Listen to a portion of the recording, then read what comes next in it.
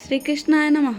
ఇంద్రపూజకి ఊరంతా సన్నాహాలు చేసుకుంటుంది. ప్రతి సంవత్సరం అది ఆనవాయితీ. ఇప్పుడు చిన్ని కృష్ణుడు ఇదంతా చూసి అవసరం లేనప్పుడు కూడా వానలు కురిపించే ఇంద్రుడిని ఎందుకు పూజించాలి, మన ఐశ్వర్యాలకు మూలమైన గోవర్ధనగిరి పూజ మంచిది కదా అని ఊరందరికీ నచ్చచెప్పాడు. అందరూ ఇంద్ర పూజను వదిలి గోవర్ధన పూజకు సన్నద్ధులయ్యారు. ఇది చూసిన ఇంద్రుడు ఆగ్రహంతో రగిలిపోయాడు. భయంకరమైన విధ్వంసం కలిగించగల సంవర్తకము అనే మేఘాన్ని పిలిచాడు ఇంద్రుడు. నీవు వాయుదేవుని సహాయంతో ఆ గ్రామాన్ని నాశనం చెయ్యి. ఈ గోపాలకులు సంపదని, తద్వారా వారి అహంకారాన్ని నాశనం చెయ్యి అన్నాడు. ఇక సంవర్తక మేఘం పని ప్రారంభించింది. ఉరుములు, మెరుపులు, తీవ్రమైన గాలులు, వడగాలులు, ఒక్కటేంటి గాలివాన కలిస్తే ఎంతటి విధ్వంసం చెయ్యొచ్చో అంతటి విధ్వంసానికి గురైంది ఆ గ్రామం. ఇదంతా చూసిన కృష్ణుడు, నా జోక్యం వల్ల గ్రామస్తులందరూ ఇబ్బంది పడుతున్నారు, అందుకని వీరిని మేమే రక్షించాలి అనుకున్నాడు. పాలు తాగే ప్రస్పాయంలోనే పూతనని సంహరించిన వానికి, తృణావక్తుని ప్రాణాలు తీసిన వానికి, బకాసురుని చీల్చి చంపిన వానికి, గద్దబాసురుని గింగిరాలు తిరిగేలా కొట్టి చంపిన వానికి గోవర్ధనగిరిని ఎత్తడం కష్టమా? అలవోకగా గోవర్ధనగిరిని ఎత్తి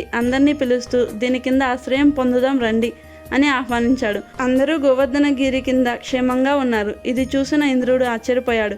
అక్కడెవరో మహాశక్తివంతుడే ఉన్నారని ఇంద్రునికి అర్థమయ్యి గాలివానలను ఆపించేశాడు ఇంద్రుడు. సూర్యకాంతి కనిపించగానే కృష్ణుడు అందరినీ పిలిచి సురక్షితంగా మీ ఇళ్లకు వెళ్ళి రండి అని ఆదేశించాడు. అందరూ కృష్ణుని కీర్తిస్తూ అతని ఘనకార్యాలను గుర్తు చేసుకుంటూ అందరూ కృష్ణుని దీవించి వారి వారి ఇళ్లకు వెళ్ళిపోయారు. అలాంటి పిల్లవాడిని కలిగి ఉన్న నంద యశోదాల అదృష్టాన్ని అందరూ కొనియాడారు.